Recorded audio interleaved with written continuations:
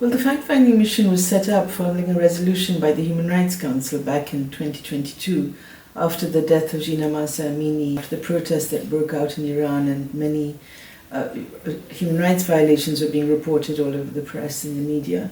And that was the context in which the fact-finding mission was set up. And as we've seen over the course of the last year and a half, the need for it was that there were not effective investigations ongoing within the country itself, and then there was a concern by the international community that serious violations had, at least serious allegations of violations had been made, and that they needed to be looked into.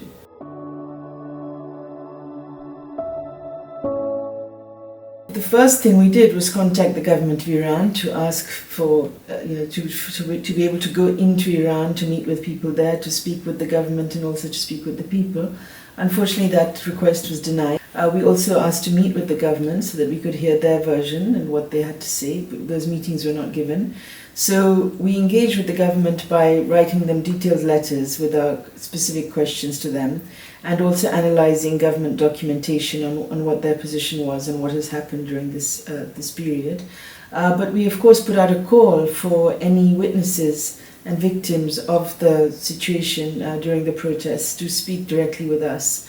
And we also, and through that process, we collected almost 300 submissions that were made to us. And we also took direct witness statements from 134 different people. And we got an enormous amount of open source investigation, footage, mobile, which was uploaded through mobiles and through social media. And we analyzed all of that in the context of international human rights law and international criminal law.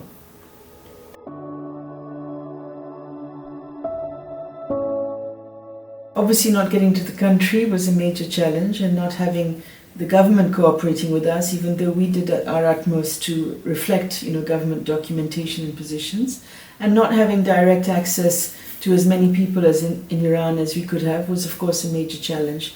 Another one was that there were, given the experience of surveillance and also of interference with, for example, messaging services and internet connectivity and so on, and as well as the kind of threats and harassment that a lot of victims were facing, that made it a very difficult environment in which to gather evidence, because there were clear risks for people. So that was a challenging environment in which to gather evidence, particularly as we found that it wasn't only people inside Iran who felt that kind of fear, but even people who had already come out of Iran or had been out for some time, but who still were receiving threats and intimidation of various kinds, including to their family members inside Iran. Well, we know that many victims and their families receive direct threats. So we don't know whether they specifically said don't talk to the fact-finding mission, but I think that context of threat and intimidation was a very real barrier for many people. And I think what was remarkable is many people overcame that and spoke to us nevertheless.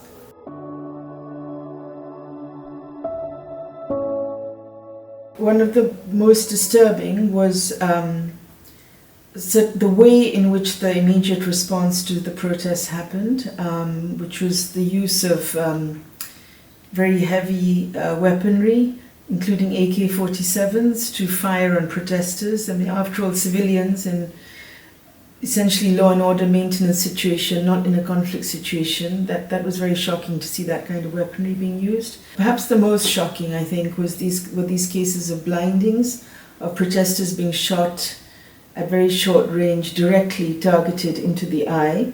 And that's resulted in hundreds of people, again women and young people included, who are now permanently blinded, permanently marked, for nothing more than going out on the streets of their own country to speak about grievances they have with the people who rule over them. Even in an armed conflict situation, if you're shooting someone point blank, targeted into the eye, that would be a violation. But here you're in a completely, largely peaceful protest, as far as we found, in a non-armed conflict situation, and yet you're seeing hundreds of people being blinded. I think that was, for me, one of the most shocking things that we saw. I come from a Muslim majority country, and even when you travel in other countries, women can choose to wear a head covering, and it's completely within their rights to do that if they wish to.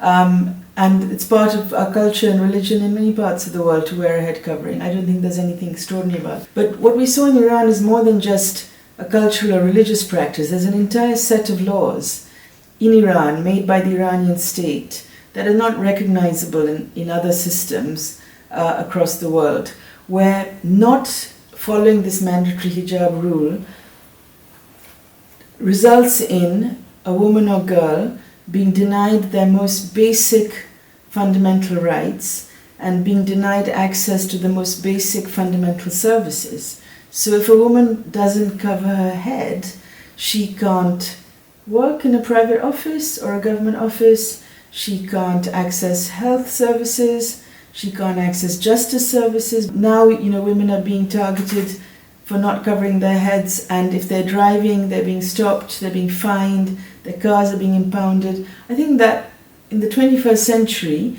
and as I said, coming from a Muslim majority country where many women cover their heads and many women don't, but everyone is allowed to go about their business, carry out their occupations, conduct their private and public lives, irrespective of what's going on with their head, it seems extraordinary that that should happen. And the effort and resources that are put into implementing these laws and the way in which they're done through brute force, that is quite shocking.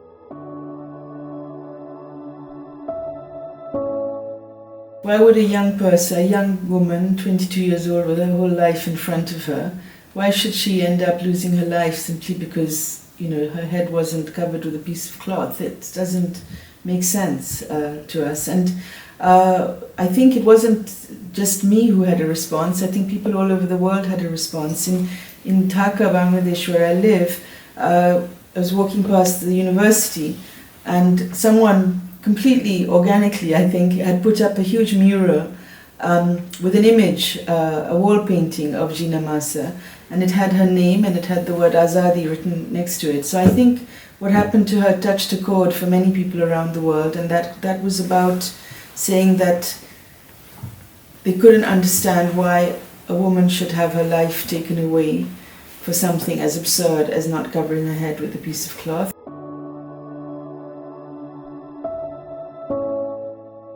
It was someone who's a lawyer inside Iran, and we spoke to them, and we heard about what had happened to them and to their family members, the situation of long-term imprisonment, loss of liberty, various forms of harassment. And I remember that at the end of the interview, this person said, we said, why are you still there? How are you carrying on facing this? Because, your life is being shattered and your family's life is being shattered. He said, it's my country. I mean, it moved me a lot, because I think that's what matters. We think, even we're being told this is all being done by Iranians abroad and this is some great international conspiracy. What I can see is people who really love their country, and they have a vision also of freedom inside their country. And I think that really moved me, that person, despite everything they had been through, said, this is my country, I'm here and I'm fighting for our rights along with others, I'm not going anywhere.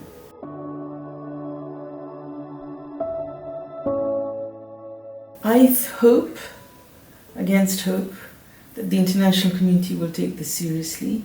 It was the Human Rights Council, which is represented by countries from all over the world, which thought it was important to have this investigation happen. I don't think there can be any country should be able to stand on the global stage and demand international justice without ensuring justice at home for its own people.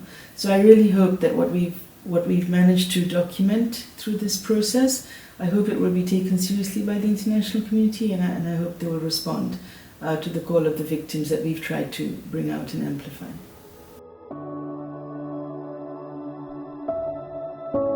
We've documented a number of cases of protesters, men, women and children, who were blinded through being shot directly in the eye and being targeted when they were involved in protests. We heard individuals explaining about how they could see how a person was actually the person who shot at them was clearly within very close range and was absolutely targeting them and pinpointing their weapon towards. We've also heard from medical experts who explained about how this targeting happened, that you can't just shoot an eye out like that without being very clear that that's what you're going for. And as a consequence of blinding of individual protesters, they basically are marked for life now. And in the context in Iran where people know that protesters were blinded and were targeted, it also means they'll be known to other people as protesters, and it's a context within which that would have very real implications for them in all kinds of places. If they're students, it will affect them in terms of their ability to continue with their studies, because if they're seen as protesters, they will be also, they'll be denied all kinds of access to, again, rights and so on, and protection, simply because of being marked in this way. And of course, it makes a very profound change in a person's life. They went out simply to make some demands, to air their grievances, to stand in solidarity with others, with no expectation that this will lead to life-changing injuries for them.